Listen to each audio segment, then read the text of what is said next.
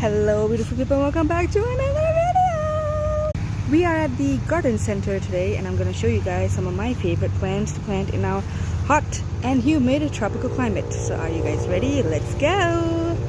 If you are a fan of fragrance, the Rangoon creeper, which is a creeping vine, is really easy to grow in our hot and humid tropical climate here in Malaysia, Johor Bahru, and it actually does very well to the point where it can cover your entire house.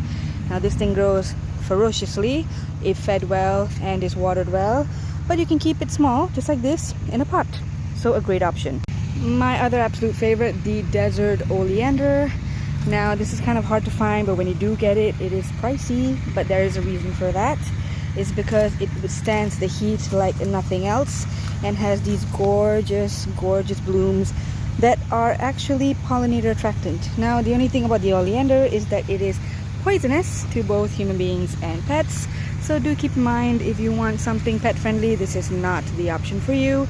Otherwise, nice and dainty, beautiful blooms, easy to care for, drought resistant, and you can keep it in a pot. Now we have the humble rain lily. This is actually a bulb and an actual lily, but it does come out when it rains or when it's mature enough and has a good amount of fertilizer. I have a couple of these in my home. They do get kind of grassy and weird looking when they're not in bloom, but when they are in bloom, they're gorgeous. Look at that, it's like a meadow. Something very rare to see in our tropical climate because we don't have wild meadows like this, but absolutely gorgeous, something to consider, you guys. Of course, not forgetting the incredibly indestructible Ixora. This is the best landscaping plant you could use.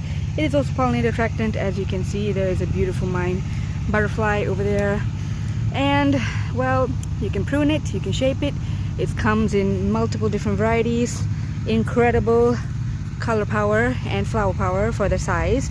And they're not that expensive, but they can be in pots, on patios, in ground, anything you like. Ixora, absolutely a showstopper.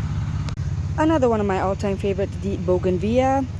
It is a difficult one where we are because they like it dry and they like it neglected, but then they don't bloom that well since it gets either too much rain and then they kind of just sit there, or if it becomes way too hot, they can sometimes fry if they're in a pot, but if they're in ground, they do very well. It comes in a lot of colors, very pollinator attractant, and to be quite honest, quite easy to care for. But if you're after bloom power, it's a little bit tricky to get these guys to bloom when you want it and continuously throughout the year, but usually that's a maturity issue. Once they get big enough, then they do just fine. Thanks for watching.